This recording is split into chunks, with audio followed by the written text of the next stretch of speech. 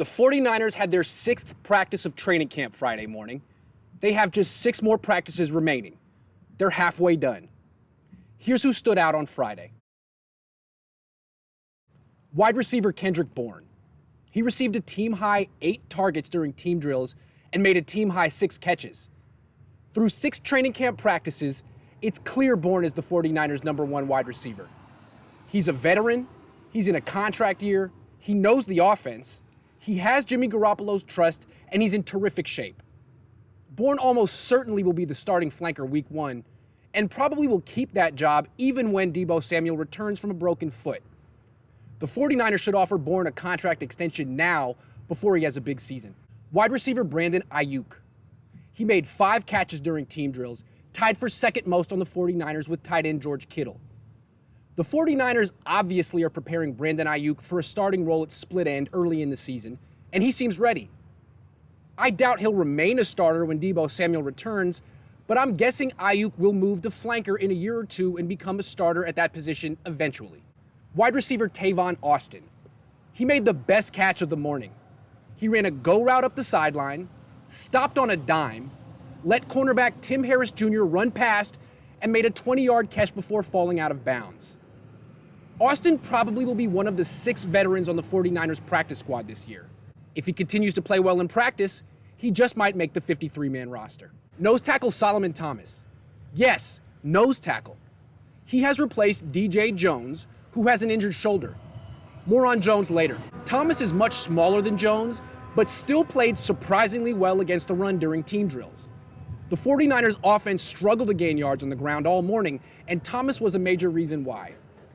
He might struggle at nose tackle against power running teams who run between the tackles, but against zone blocking teams that run sideline to sideline, he's a perfect nose tackle because he runs well for a defensive lineman. Defensive tackle Javon Kinlaw. He's still struggling big time during one-on-one pass rush drills. He couldn't even beat third-string center Haranis Grasu today.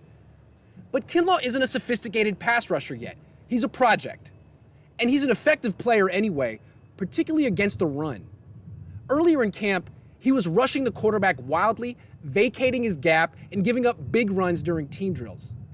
Now he's staying in his gap, and the offense can't move him. He and Thomas were 2 of the defensive MVPs on Friday. Defensive end Arik Armstead. He actually participated in practice for the first time this offseason. He took 2 reps against guard Tom Compton during one-on-one pass rush drills and beat him once. He also played roughly a dozen snaps during team drills and looked effective. Seems like Armstead's back isn't irritated anymore. Defensive end Nick Bosa. He finally beat Trent Williams during one-on-ones. Bosa set up Williams by first using a power rush directly into Williams' chest. Williams blocked this, but on the next rep, Bosa faked a power move and cut inside. Williams braced for power and whiffed. Bosa is extremely smart. It's fun to watch him outthink his opponent. Defensive end D Ford. He finally gave his full effort during one-on-ones and simply destroyed right tackle Mike McGlinchey. Beat him once to the inside and once around the edge. Ford is so much faster and more explosive than McGlinchey. Ford should beat him every time. Linebacker Fred Warner. Every time the 49ers ran the ball, Warner met the running back in the hole and hit him hard. And the running backs didn't like it. Raheem Mostert in particular yelled at Warner after a couple of plays out of sheer frustration.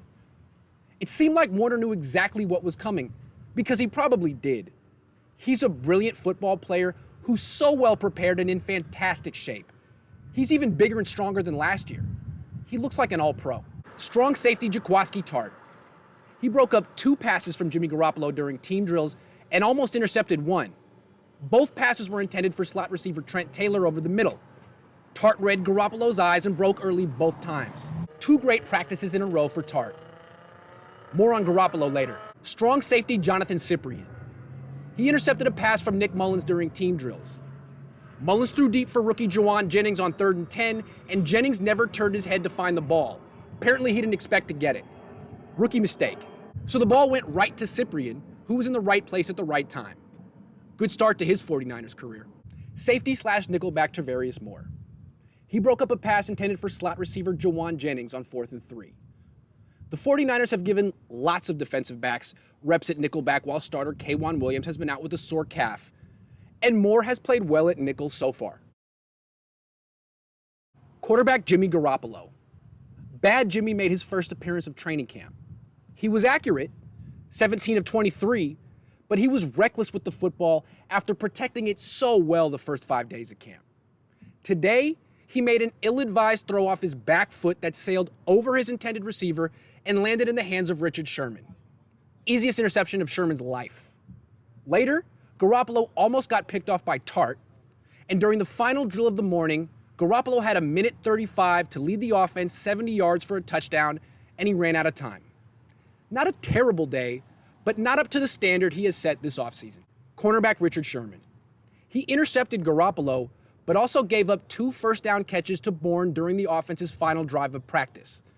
It seemed like Garoppolo was picking on Sherman, who seemed to be conceding 15-yard completions.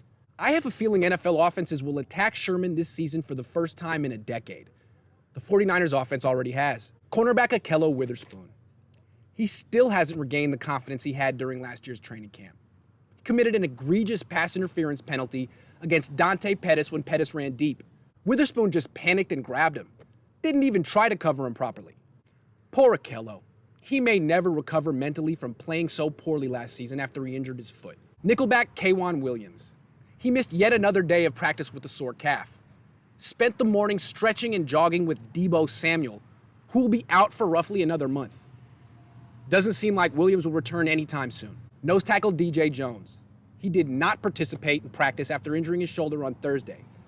Defensive coordinator Robert Saleh said Jones is undergoing tests and they'll have the results this afternoon. Stay tuned. Tight end Jordan Reid. He still hasn't practiced in training camp. Hasn't even participated in position drills since day one. Seems like the 49ers want Reid to be one of their 6 veterans on the practice squad this year. If he never participates in training camp and the 49ers waive him, another team probably won't pick him up. Wide receiver Dante Pettis. He played mostly with the backups, got 7 targets during team drills, and caught none of them. He was 0 for 7. Pettis had a great practice on Tuesday, the best practice of his professional career, but he reverted today. He's not consistent enough to be a starter.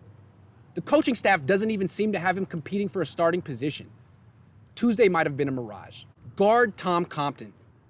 He's competing for a starting job at right guard with a guy who now is the starting center and still is losing the competition. Compton was supposed to compete with Daniel Brunskill, but Brunskill has moved to center because Ben Garland and Weston Richburg are injured. And Compton still is playing with the backups because he can't block anyone. Even undrafted rookie Darian Daniels pushes Compton around. He's weak. Today, he split time at right guard with rookie Colton McKivitz, who has struggled all camp. Meaning the 49ers need to find another guard.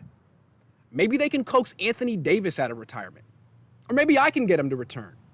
We go way back.